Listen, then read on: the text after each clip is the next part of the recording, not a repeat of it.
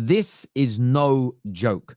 For months now, the mainstream media and a number of leading British pundits have created this narrative that Miles Lewis-Skelly has a bad attitude, thinks a little bit too much of himself, isn't humble, is potentially a little bit of a bad egg. We've seen when he was in the England squad and the picture was released of him arriving, some vile, nasty abuse, along with ridiculous, untimely criticism thrown his way. And for me, what we saw yesterday during the Liverpool game must be called out by all football fans, no matter who you support, no matter how much you like or dislike the player, no matter your thoughts on Arteta, Arsenal, Liverpool, the Premier League, or football in general, because it just isn't acceptable. The problem is, and hit the like button, by the way, and get this shared. We've got a lot to talk about in terms of fan behavior. Plus, we're mentioning Hillsborough as well today, because that must be called out as well. But let's go back and listen to this here from Jamie Carragher. Let's take a little listen. There was an interview, I think, the day after, or maybe the day before it. Arteta was talking about the fact that the two young kids, Nwaneri and Lewis-Skelly, don't actually get changed with the first team players. Yeah, and we've all been there where you play a few games for the first team, but even your own manager are trying to keep them like, don't let them get too carried away, but you don't actually change them. So that's the point of it about it. It's like even Arteta as a manager and probably a coaching staff was like, don't let these lads get carried away. They're not even going to be changing with the first team. You stay with your mate, stay down there, know your place a little bit. There's that. Now, know your place a little bit. Stay down there. Stay out the dressing room. Don't get too big for your boots. We saw with Ethan Nwaneri, this narrative was created. Who's his family? Who's around him? Now he's made his debut at such a young age. Is he going to be able to control his ego?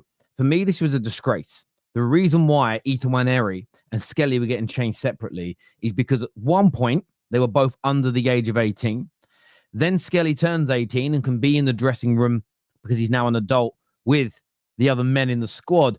But rather than keep Ethan Nwaneri by himself, changing at 17, he kept them together. But it was turned into this piece of maybe there's an attitude problem here. The manager's really got to keep their feet on the ground. We saw this article that was released, which essentially said one of Miles Lewis-Skelly's most impressive attributes. They don't mention football here. His ability, his touch, his pass, his athleticism, his vision, his positional awareness. None of that mentioned, by the way.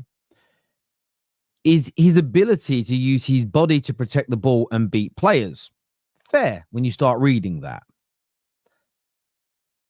He's so powerful that he once was compared to Jonah Lomu. And they show a picture of him handing someone off and Jonah Lomu handing somebody off. And there were so many pieces like this. Subtle digs, I would call them. You've got Jamie Carragher's comments here. You've got articles about the Jonah Lomu hands-offs and his physicality. They keep mentioning the 2 red cards that he got. One was for denying a clear goal-scoring opportunity, which you don't want to give away, but it's kind of normal. The other was for a yellow card offence that was wrongfully given as a straight red card, and people have tried to make him sound like a thug ever since. And yesterday at Liverpool, the Guard of Honour takes place. And the barrage of tweets, the barrage of abuse that came out was unbelievable. Lewis-Skelly not clapping. Lewis-Skelly, shame on you. Lewis-Skelly not clapping is exactly what Haaland meant and really shows the loser mentality they have. The big one in the middle got 1.8 million views. Martin Lewis-Skelly not clapping, teenager or not. That's extremely strange and needs to learn to be humble and respectful. He's been called a rat. Been called all sorts of pejoratives, right down to a number that I've seen, outright racism. Outright racism towards the player. A lot of abuse and downright racism right across the board. Martin Lewis-Skelly didn't clap. Lewis-Skelly didn't clap. Lewis-Skelly didn't clap. Racist bit of abuse there. Some criticism there. Some verbal abuse. Some pejoratives.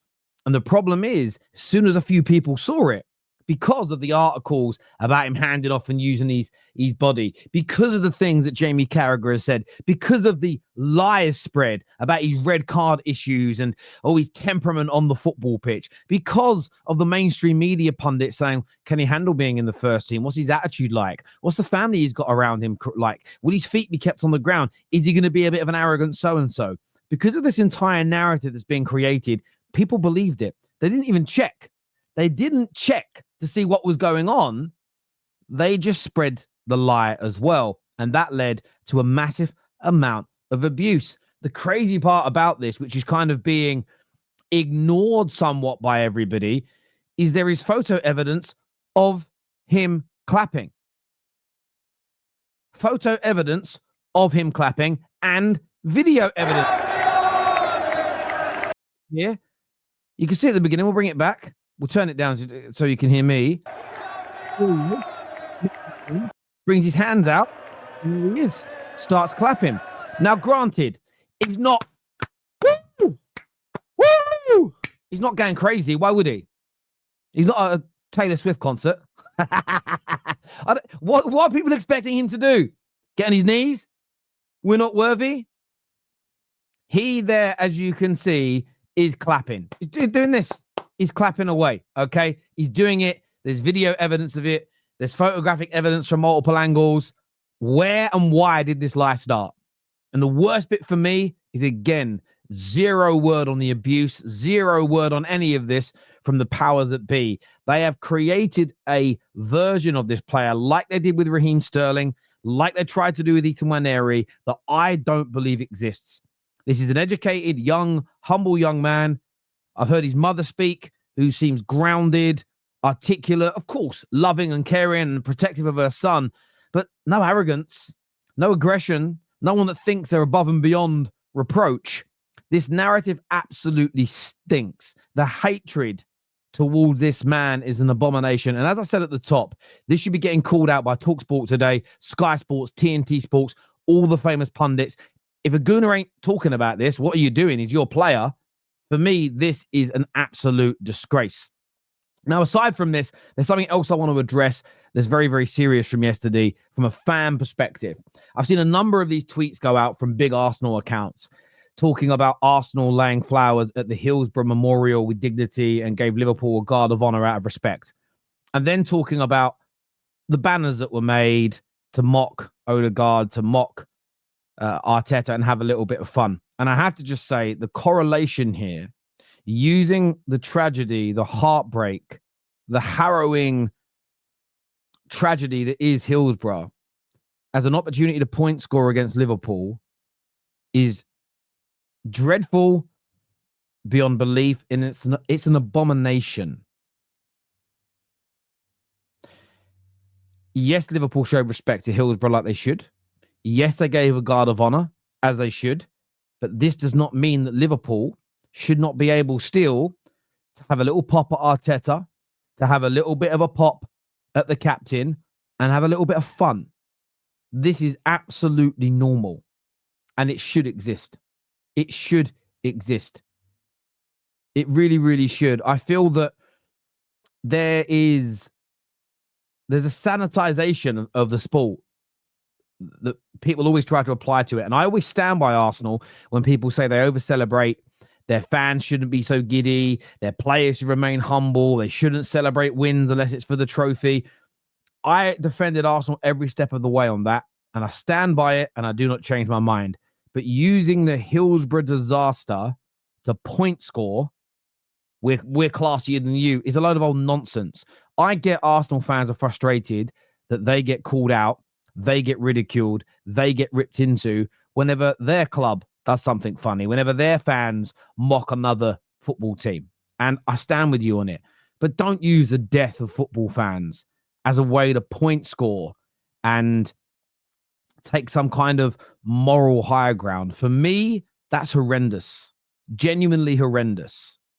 Mock them because they're being hypocrites if you feel they are. No, you guys talk about this kind of banter and that kind of banter being cheesy and wrong and over the top and unprofessional, yet you're doing it. Call them out for that. But don't use the death of 97 innocent human beings to point score over your football club. It's honestly horrendous. It truly, truly is. And that's the only disappointing two factors of yesterday's game for me. I actually thought it was a really entertaining game for a kind of end of season dead rubber.